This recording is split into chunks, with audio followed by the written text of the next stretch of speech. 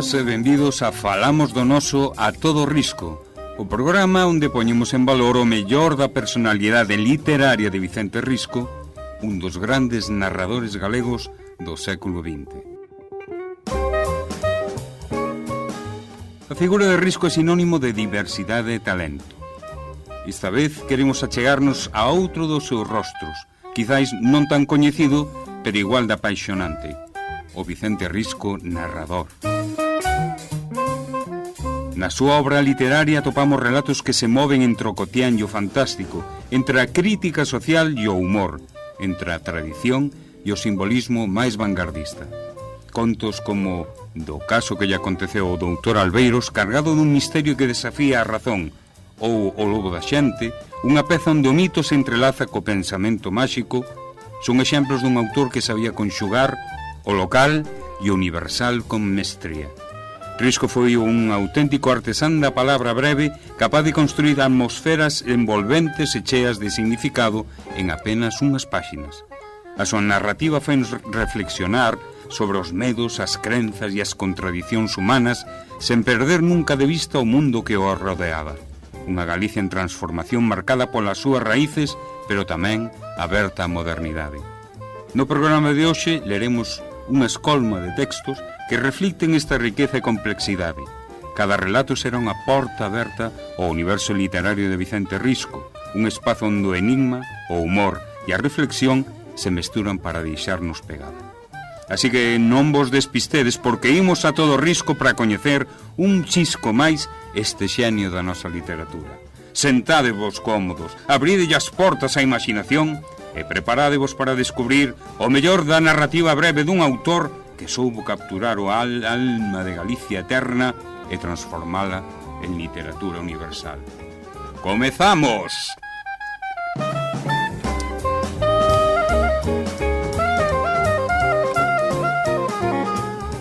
Pois comecemos entón do caso que lle aconteceu ao doutor Albeiros.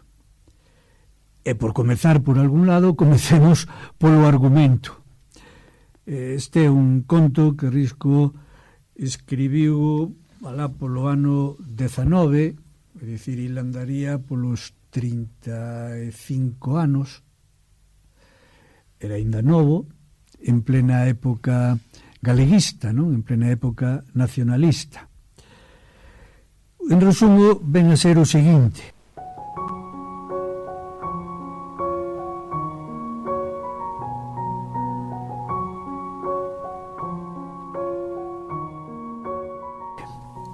o doutor Albeiros, home escéptico pero dado ao ocultismo, lee no periódico un anuncio que promete 30.000 pesos a cambio da comunicación dun segredo ocultista. Levado pola curiosidade, responde ao chamado establecendo correspondencia con certo R. Demel, co anima a conseguir tan tentadora gratificación.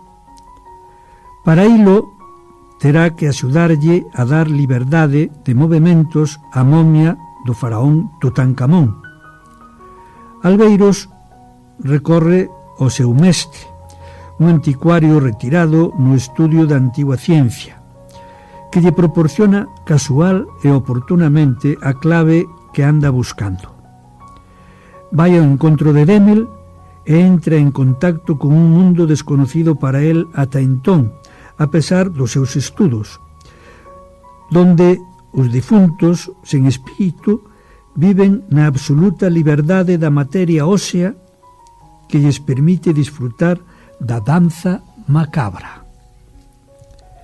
Albeiros é transportado nun tren a outro mundo a presenciar e liberar a momia egipcia, polo que recibe o aplauso xeral dos esqueletes.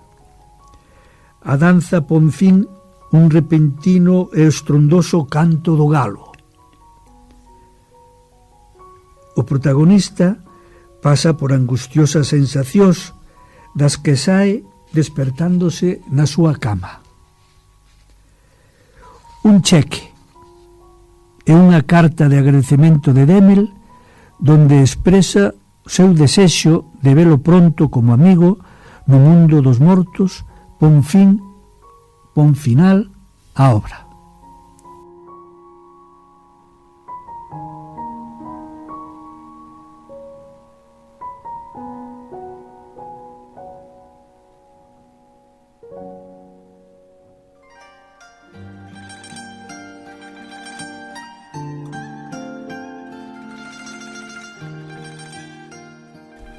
Un esquelete moi ben posto, de frac, e cun pano na man, veu dicir que a cea estaba na mesa.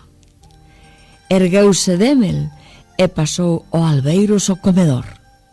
Mentras xantaban, o esquelete achábase ali para servilos, calado. Inda non comprendo como pode ser esa vida especial que levan os corpos dos defuntos. Pregaríalle que concretase. É moi difícil, doutor. A nós, os difuntos, interésanos moi pouco a experiencia das cousas. Atémonos aos feitos. Ademais, como os meus coñecementos neses asuntos eran xa poucos en vida, non llo podo expoñer como a vostede quixera. A min desináronme para esta angueira pola miña experiencia dos negocios, non polo meu saber. Verá de que vou isto. Unha das nosas maiores autoridades en coreografía, o Livio Chubu, tivo ocasión de... Déixese de eso, por Deus. Logo mo contará. Agora, dígame antes de nada, como pode vostede vivir? Sempre coas cousas transcendentais, coas cousas e os efeitos ás voltas. Sempre o cientificismo, a metafísica. Que se lle vai facer? Escoite, escoite. O corpo abandoado polo espírito non colle a verdadeira vida, hasta que a súa materia queda reducida á arquitectura ósea, que é o único que compre necesariamente para vivir. Pero unha máquina sen motor, como pode? Mire, non me atalle, que se me vai o santo ceo. Non ten máis que ver o que fai un neno cando pinta. Un neno é un home que aínda ten a súa primeira intuición pura das cousas. Pois vostede colle un rapeciño e dille: píntame un home, e o pequeno fai un redondel para figurar a testa, un pau para o corpo, outros paus para os brazos e as pernas. Simplifica a figura humá hasta imitarse moito máis a un esquelete que a un home vivo. É que o home só chega a súa perfección no esquelete, porque mire, a máquina non precisa motor senón é no mentireiro mundo dos vivos, onde a materia áchase corrompida pola infusión do espírito que a fai, como se dixéramos, levedar, como leveda o pan, a fermentación vital da que ven o fenómeno biolóxico. Mas no mundo da materia morta, no mundo da materia pura, libre de corrupción espiritual, no mundo da materia verdadeiramente material, entérese, doutor, unha máquina móvese sen motor, móvese por sí mesma. Quero dicir, pola virtude da lei xeométrica da súa construción.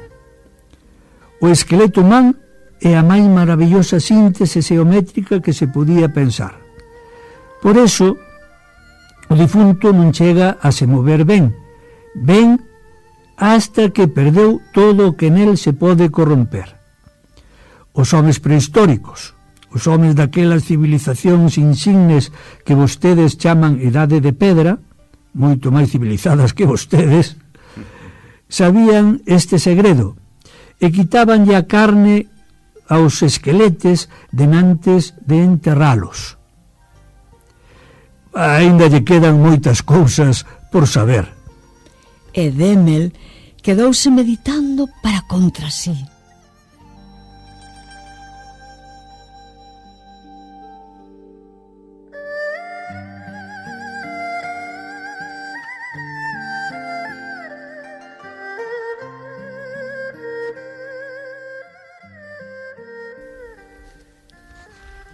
Pois esta é a escolma do caso que lle aconteceu ao doutor Albeiros, unha escolma que seleccionou Francisco Fernández del Riego.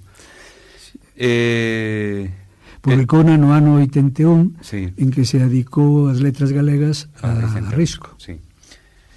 Os comentarios poden xirar alrededor do tipo de narrativa, do tipo de... Este é un breve fragmento. Nos na Fundación, ti ademais o sabes ben, porque tu veches arte parte moi directa no asunto, gravamos hai uns anos xa unha peli do caso que lle aconteceu ao doutor Albeiros, que se nos interesara que fora larga ou corta, lle puñamos os créditos ou lle quitábamos os créditos, pero tu fixeches un papel espléndido, sí, maravilloso, de Albeiros na obra, non? Bueno, dentro do contexto da obra, hoxe comezamos unha serie de capítulos, veremos a ver para cuántos da obra literaria de Risco, non?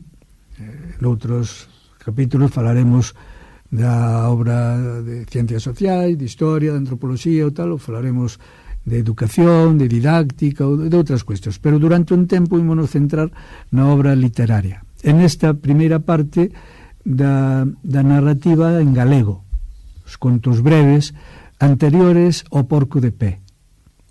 Remataremos xusto este capítulo As portas do Porco de Pé, que de alguna forma nace do último dos textos que imos tratar nesta primeira serie, non?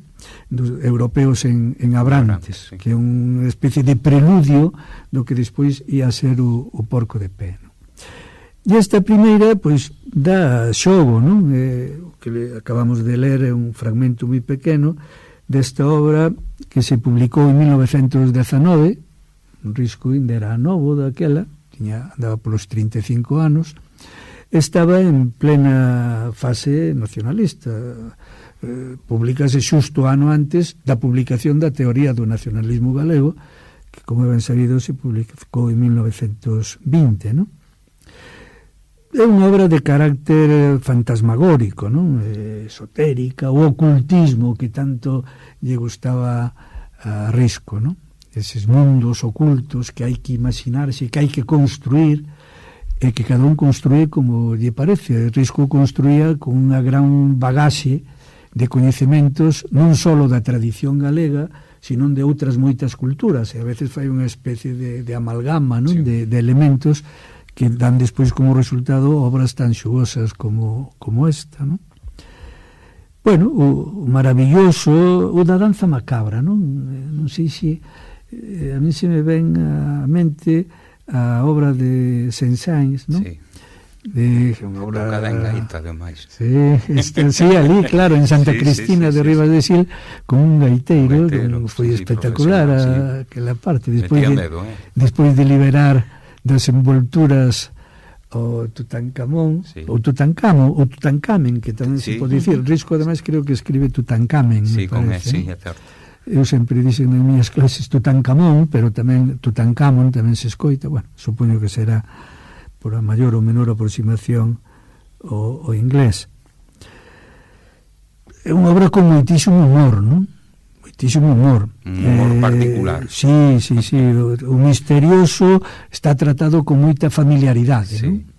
Vemos o Demeliste moverse por ali tranquilamente, entre mortos, entre esqueletes, como se foran, de feito, o camareiro que teñen é un esquelete, non? Que anda por ali. Hai algúns detalles que son... A non nos sorprendeu, ti non sei se o recordas, cando estábamos co texto, adaptando o texto para a peli, para a guión da peli, que en un determinado momento na carta aparece a asinatura como SSQLWAM. Sí. Sí, eu acordo, pero... Claro, despois de darlle moitas voltas, si vou dar a resposta, non? Porque nós tuvemos problemas para descifralo ao principio, non? Pois quere dicir simplemente seu servidor que lle bica a man. Sí, señor. SSQLLBAM. É certo. Sei un servidor que lle bicaman. Claro, isto só é para iniciados, non? Os que non estén acostumados a ler este tipo de textos, e sobre todo de correspondencia e tal, pues, nos botamos de feito un tempo para descifrar o asunto, non? Escribir a carta, bueno, pues forma parte dese toque de humor que Risco lle inspira. E o viaxe en tren ao outro mundo pois ten un claro contido surrealista, non? Na peli recordas que fóramos a Monforte, ao Museo do Tren, e ali graváramos unhas escenas estupendas de como empeza a viaxe, as historias tal como se van describindo na novela. Sí. Bueno, non sei se vas facer algún comentario ás posibles influencias ou... Sí. Bueno, hai unha atracción moi grande, Ángela, a ti isto seguro que che gusta pola teatralidade. Sí. En determinados momentos... Claro, teatralidade, en determinados momentos da obra, sobre todo cando chega a ese gran patio, non? Como unha gran rotonda que está chea de esqueletes e de tal, que o reciben con aplausos cando lle consigue sacar as vendas, os envoltorios a Tutankamón. Pois a reacción, o texto énchese de aliteracións, de onomatopeyas que van facendo medrar o ritmo, non?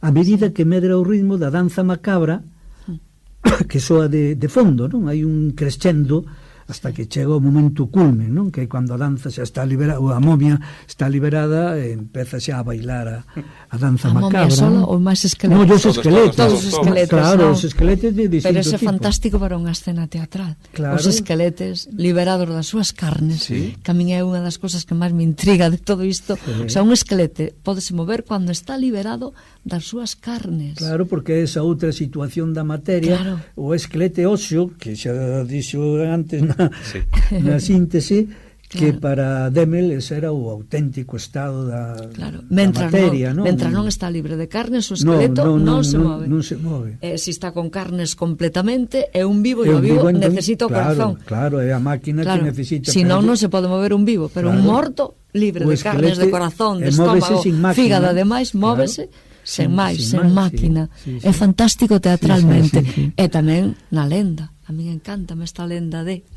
Sí, claro. Non sei se é unha lenda, os esqueletos móvense. Quer decir, cando lle quitan a carne, móvense. Bueno, en fin. Noutro mundo, noutra dimensión. Noutra dimensión, claro. O canto do galo tamén ten un claro valor simbólico, non? Remata todo isto cando están ensimismados, en pleno éxtasis. Na danza remata escoitándose un galo. Claro, é unha alusión ao xuicio final, a trompeta que soa según o Apocalipse, non? O galo está en esqueleto, o galo está en carne, en carne, corazón, oso, fígado. En audio. Risco non aparece. Por no teatro hai que poñerlle alguna presencia. En esquelete, en audio, en corazón e alas. En off, solo que música, o son. Tú estás pensando xa en representado. Puro teatro sempre. E pois teño aquí unhas notas que cando lín isto, por certo, xa que vamos a estar durante un tempo falando disto, e antes vos los comentei a vos os dous, pero se alguén entra nesto e ten algún interés, lle recomendaría unha obra de Olivia Rodríguez, que fixo a súa tese membro do padroado da Fundación Vicente Risco, profesora na Universidade da Coruña, e fixo a súa tese de doutoramento sobre a obra narrativa de Vicente Risco. Sin dúda é a persoa que máis sabe desto. Moi interesante isto, non? Porque todos os interesados no asunto, pues que acudan a esa... Sí, ademais está en internet, non hai nin siquiera que mercar o libro, non? Se pode baixar directamente. Nela, basándome nela, atopei unhas referencias que chamaron un pouco a atención, como esta composición de Risco tivo influencia posterior en outros autores, algúns ben coñecidos e outros non tanto. Por exemplo, nas Memorias dun esquelete, de Castelao. Sí, de Castelao. Claro, co que Risco tuvo tanta afinidade, non? Durante a maior parte do tempo que compartiron proxectos. Tamén na parte final, no epílogo, dos vellos non deben de enamorarse. Ti que coñeces tamén os vellos que non deben de enamorarse, tamén andan ali os esqueletes, non? Sí. Podes atopar tamén nas crónicas de Sochantre, de Álvaro Cunqueiro. Cunqueiro é un personaxe que tamén ten moito que ver con Risco. En Policéfalo e Señora, de Gómez de la Serna. Risco era un fervente admirador de Gómez de la Serna e cita moitas das súas obras, pero creo que había unha conexión recíproca, non? E tamén, e isto chamou moito a atención, noutro escritor, neste caso xa de outro ámbito, de Allan Poe, o que Risco tamén admiraba moito. E xa Poe ridiculizara os científicos cunha momia egipcia que os deixaba en ridículo, non? A momia estaba moi por enriba deles a nivel de coñecemento, non? Era, claro, unha ironía sobre o progreso, cousa que Risco tamén aproveita para facer, non? Risco pon moi en cuestión en algunha outra obra da que falaremos hoxe un día distes, pois casi co tema central pois é poñer en solfa a certo tipo de personaxes que van de moi modernos, de moi progresistas, de moi tal, que despois pois eso non se corresponde ca súa praxe, ca súa forma de vivir e tal. Bueno, son 4 ou 5 casos que coinciden un pouco coa proposta de Risco. 4 ou 5 casos, pero suficientes para afirmar que a literatura baila con esqueletes, non? Claro, claro. Me parece que ten unha sinfonía, ten un ballet cos esqueletes. Claro. O vello non debe enamorarse e toda. Eu engadíalle por ser membro tamén da xeración nosa Ramón Otero Pedrallo, que ten unha obra moi parecida, que é o Purgatorio de Don Ramiro, que creo que estamos comentar. Parece que foi unha idea común entre os tres, non? Mais ou menos. Agora non lembro a publicación de Un ollo de vidro. Home, se estiramos un pouco máis a cousa, o ollo de vidro, pois tamén algo por aí vai, non? O sea, esqueletes. Claro. Esqueletes como figurantes, como personaxes da literatura. Sí, sí. A min toda a literatura sempre me vai abrindo portiñas. En este caso, como no caso de Os vellos non deben enamorarse, abre máis portiñas da historia, porque parece ser que na antigüidade enterraban os mortos despois de rasparlle a carna dos osos. Claro, para deixar o esquelete limpo. Totalmente limpo para que puderan camiñar mellor, como dice a literatura, digo eu. É un dato que me encanta, de verdade, histórico, pero logo vexo a literatura tamén o esquelete libre de todo para camiñar coa máquina de osos. Nesa outra dimensión na que xa non precisa da máquina, non se sabe onde remata o real, porque a historia é real, é dicir, os antigos antes de meterlos naquelas fosas en Atapuerca por ali, lle raspaban todos os osiños para que quedaren libres de carne, e logo vemos acá tamén falándonos dun esquelete que camiña porque non ten carne. Claro, e Risco ademais lle dá unha fantasía. Sí, lle dá outra dimensión, non? Aparte de utilizar isto que se pode ler en termos máis ou menos realistas, non? Risco comentei antes que estaba en plena efervescencia nacionalista e anda a buscar as bases, os alicerces de Galicia, non? O que fai distinto a Galicia de outras culturas e tal. Entón recorre moito á tradición, aos contos, a tradición oral,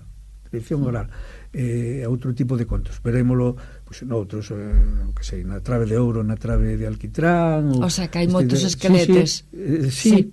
E se non esqueletes, polo menos xentes que se moven noutra dimensión. A parte do que a vida... As carnes.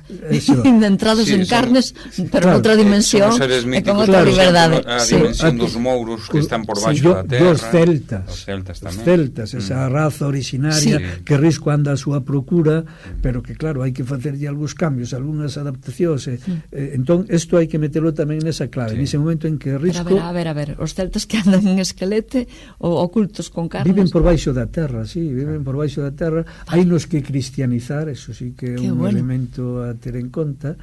Risco anda a veces a buscar quen realice esa función. Verémolo en algún dos próximos contos, sobre todo na Trave de Ouro e na Trave de Alquitrán, se fai alusión a elo, en algún outro máis. Genial, que Galicia oculta debaixo da terra. Galicia oculta debaixo da terra. Aí tamén están os mouros e as mouras, que van na outra dirección.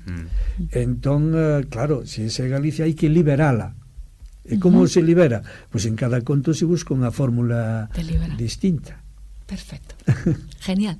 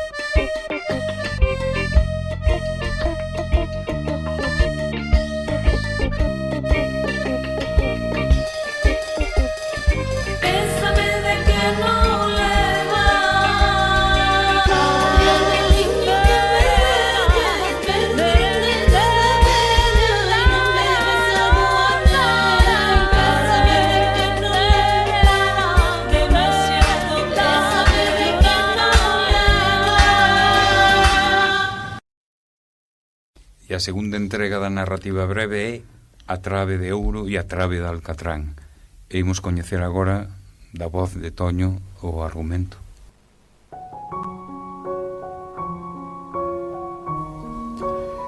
Bastián e Goriño internanse no bosque para descubrir o tesouro dos mouros encantados. Encontran unha moura que se peitea os cabelos e coa súa axuda penetran nas covas. Pronto Bastián advirte que el ten seguido un camiño distinto ao de Goriño. Chega ao lugar onde se atopan os antepasados celtas. Estes danlle conta da misión que ten que levar a cabo, bautizalos e acabar co encantamento que os mouros o teñen sometidos.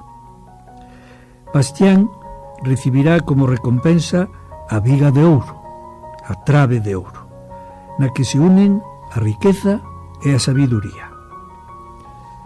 Na mentres, Goriño, polo mal camiño, ten chegado ao lugar dos mouros e a viga de alquitrán, e mándalle apoderarse da viga de ouro, mándanlle a él que se apodere da viga de ouro, pero Goriño deixa caer polo tortuoso camiño a antorcha que alumeaba. Salta o monte polos aires e esténdese pola comarca un horroroso incendio. Solo Bastián sobrevive, pero queda cego. 30 anos despois, confiará a misión sin cumplir ao seu fillo máis pequeno.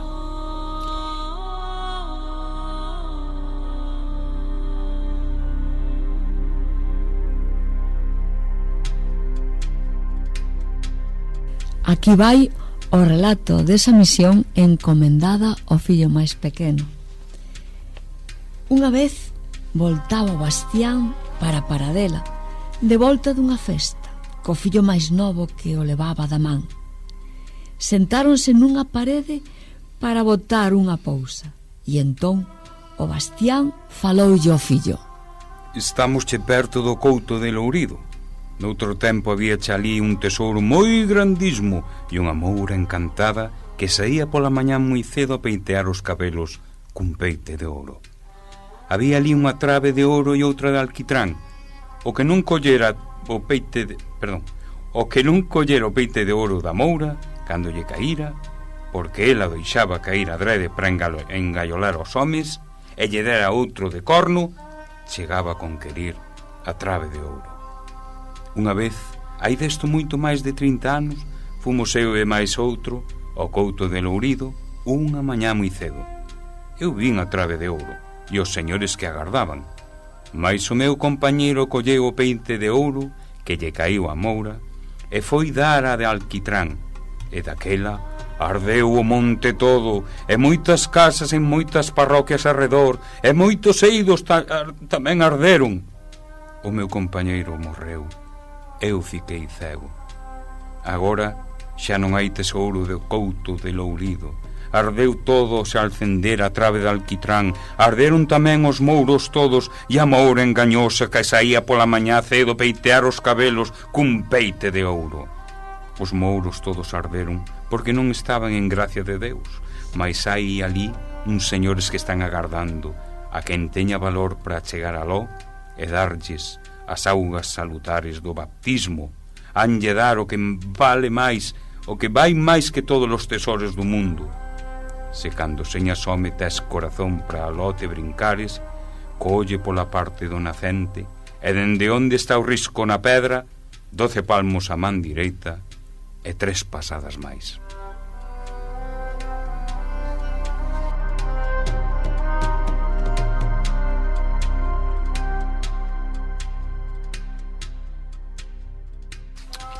Velaí. Bueno, este é o encargo que lle fai a seu fillo supostamente 30 anos despois daquel gran estourido, daquel gran incendio que deixara todo arrasado.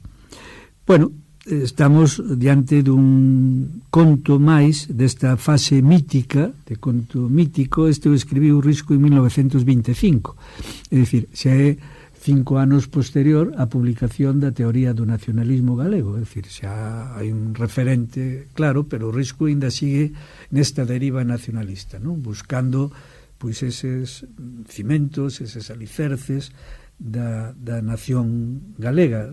Digo nación con toda a intención porque neste momento o Risco é o termo que utiliza, non? O símbolo da nación galega precisa dunha man que a desperte dun soño. é o que se busca, non? Esa nación que quedou aí como soterrada, como ancorada, pois precisa de alguén. O sea, que isto dos mouros e as traves de ouro do alquitrán é un símbolo. É un símbolo, para claro, despertar a patria esta galega que estaría enterrada debaixo da terra. Exactamente, quedouse aí e anda a procura de alguén que a desenterre ou que desenterre os que deben ser os libertadores. Despois veremos que eses son os celtas que quedaron aí por baixo, pero que están en permanente loita cos que fixeron o proceso contrario de soterrar a nación galega, a cultura, o povo, que serían os mouros e as mouras, que con todo tipo de trucos, de alimañas, bueno, pois teñena sometida nesa condición. De feito, os dous protagonistas son símbolos de dúas actitudes distintas. Goriño representa a codicia, non? Os malos, para entender. Eses non rescatarían a patria galega. Todo o contrario, eses son os responsables de que chegara a esa, soterramento da patria. Claro, a esa situación. E Bastián, en cambio, pois atende a chamada da raza, non? É o que ten que acudir a liberar a ese pobo, a esa raza, esa nación que quedou nesa condición. En definitiva, mouros contra celtas, ou celtas contra mouros, e o cristianismo como elemento a maiores, claro, porque os celtas vanse a redimir desa condición unha vez que sexan cristianizados. E aí é onde entra xa por medio a figura de Santiago, todo isto, para devolver a nación galega o esplendor que tivera en tempos pasados. Ou sexa, un Santiago Matamouro. Sí. Pues claro, totalmente. Claro. Ou sexa, todos nós somos conscientes de que nos contaron de pequenos estes contos de traves de ouro, traves de alquitrán, de mouros e mouras, e non sabíamos, non nos explicaron, que era un simbolismo da resurrección da patria galega. Claro. Para que o saiba toda a xentiña que lê estes contos, sobre todo estes contos que recolle o risco do folclore popular. Claro. O pobo galego, pois, busca o risco que está na empresa nacionalista, non? Para recuperar o povo galego, para recuperar a cultura, a tradición, a nación galega. E aí é onde entra o mito celta, mito racial. A Galicia, Risco identifica ca área celta, e tamén o cristianismo, que Risco lle dá un gran protagonismo, non? Sí, como elemento fundamental para recuperar esa tradición celta, pero co verniz do cristianismo. Chámame a atención porque sei que Risco foi un gran recolledor de cousas etnográficas, de contos de Galicia. Recolleu isto e coido que en todos os povos hai esta historia da trave de ouro. Non sei se procede ou non, pero aquí en Roimelo, aquí ao ladiño, non vai proceder se está a 100 metros. Está a 100 metros e non estamos facendo un programa de Risco e a trave de ouro. Por nun lugar que é un bosque, pero en Roimelo chamouselle sempre o bosque, así con intercambio de sons. Que pasa aí? Pois non sabemos, pero sempre chamaron o bosque. E era do señor Emilio, do avó de Miguel o médico. E nese bosque, dai veñen os mananciais das augas de Roimelo, das dúas fontes de Roimelo. E aí convenzona tamén as fontes. Convenzonin as fontes que, bueno, que todo o mundo foi buscar agua na época da pandemia ali. E nese bosque para os roimelanos está unha trave de ouro. Entendemos que aí está tamén a resurrección da patria. A ver que celta sale desa zona para redimir todo o asuntiño. Eu escoitei tamén en Santa Mariña, pola zona dos Fornos, unha lenda semellante tamén, de ter andado por ali a busca da trave de ouro, porque curiosamente sempre que se busca é a de ouro, nadie vai buscar a trave de alquitrán, se chega a de alquitrán pois porque alguén non actúa correctamente. Os mouros sempre son, non? Os mouros pois é o equivalente aos antigos, os infiéis, os xentís, bueno, os que levan a perdición todo, non? Sí. Pero a xente non quere atopar eso, pero, que quere atopar é a outra trave. Pero a ver si vai ser non pola resurrección da patria galega, sino por aqueles enanitos, Xavier, que decías tú, uns enanitos que andaban buscando outra cousa, non resucitar a patria, senón acuñar moneda, non? Sí, porque quero dicir, traendo a colación que dicía Toño antes da influencia de Risco, por exemplo, na narrativa de Cunqueiro, nas crónicas dos 80, que non é máis que pois é unha viaxe que se fai no mundo, no ultramundo, con mortos nunha carroza, pasando pola historia. Bueno, é igual. En Merlín e Familia, tamén de Cunqueiro, tamén hai un episodio no que uns seres diminutos veñen para intentar pois iso, da trave de ouro, intentar amoedar, non? Facer moedas para liberar a unha princesa que está retida en Francia. Ademais,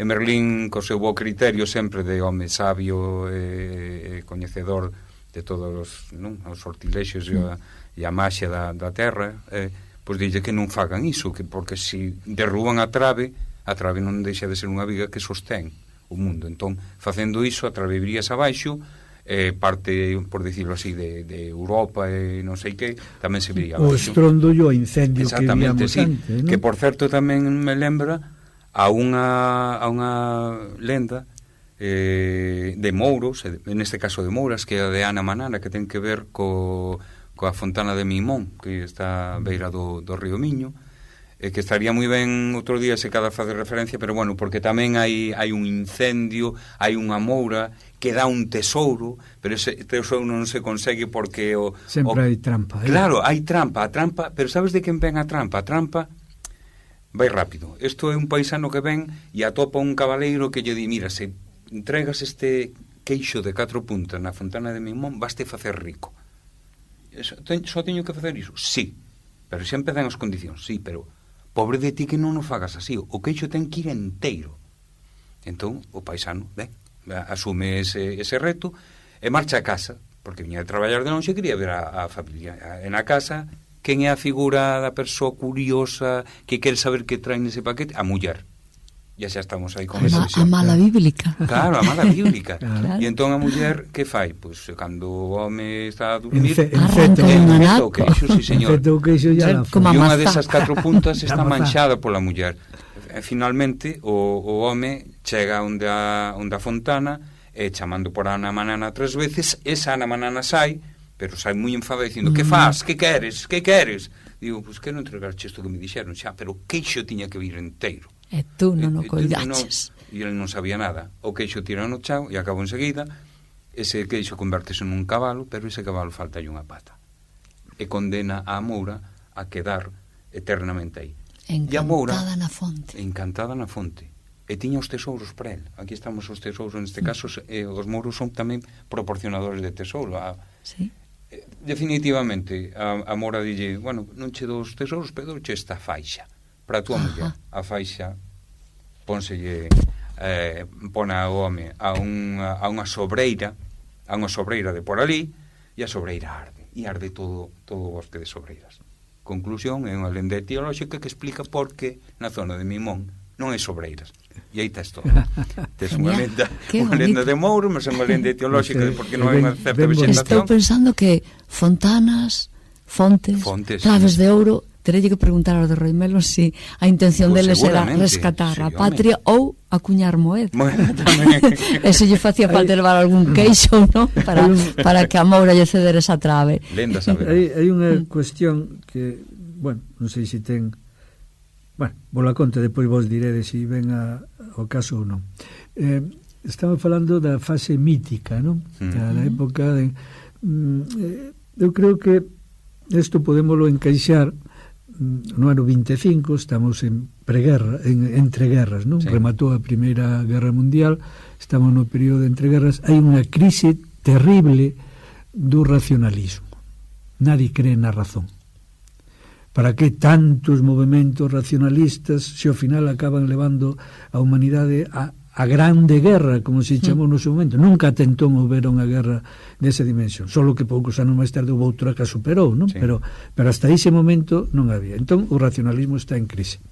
Os movimentos artísticos incluídos os literarios, a razón non lle sirve. Buscan outras alternativas, non? A imaginación, o sentimento, o absurdo, o simbolismo tamén, o símbolo, o mito. Risco, que non era antirracionalista, recurre ao mito como fonte de inspiración, en detrimento do racional, que il non lle gusta, razón pola cual tampouco lle gustan nada as culturas racionalistas, as culturas mediterráneas. Claro. Risco se asalta dun plumazo, non lles gustan para nada, porque estaban basadas na razón, e a razón mira onde nos levou. Ese é o contexto, non? Creo que neste caso pode ilustrar un pouco esta fase da obra creativa de Risco, nese contexto de entreguerras, nun contexto de crise de todos os movimentos racionalistas. Por iso il se vai a chegar moito máis o atlantismo, donde vai a topar os celtas, donde vai a topar unha mitoloxía totalmente a marxe da razón, e donde vai a topar, ou il pretende atopar aí, as bases da cultura da nación galega. Pero bendito sea este mito que produce estas literaturas tan fermosas, estes contos e estas escritas.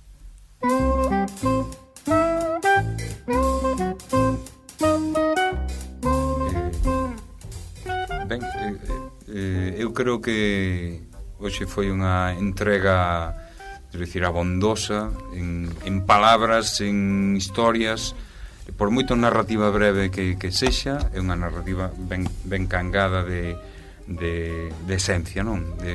Eu creo que é unha aproximación.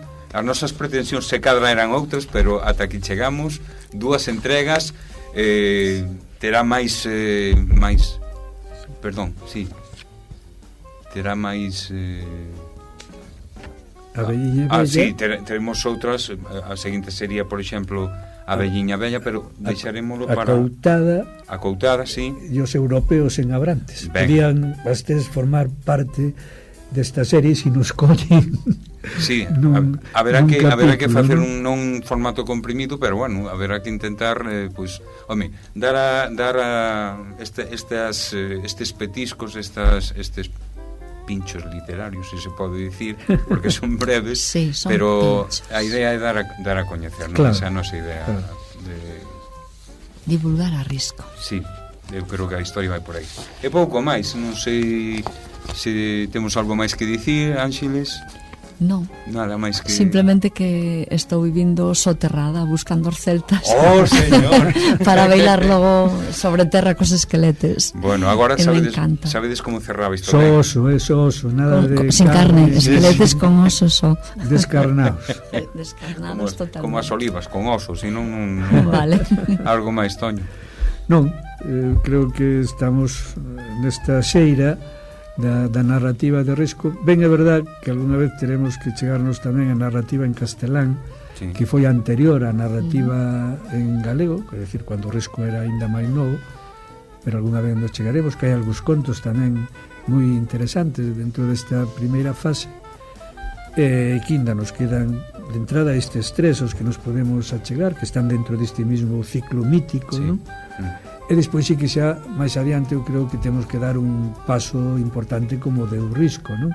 A partir dos europeos en Abrantes, que non deixa de ser máis que o antecedente da gran obra narrativa de Risco, que é O Porco de Pé, bautizada como a gran novela moderna do século XX, a primeira das grandes. Sí, señor. Bueno, pois ata aquí chega este programa, emplazamosvos a que escoitedes o seguinte, con máis narracións, con máis historias, con máis comentarios. Moito Risco.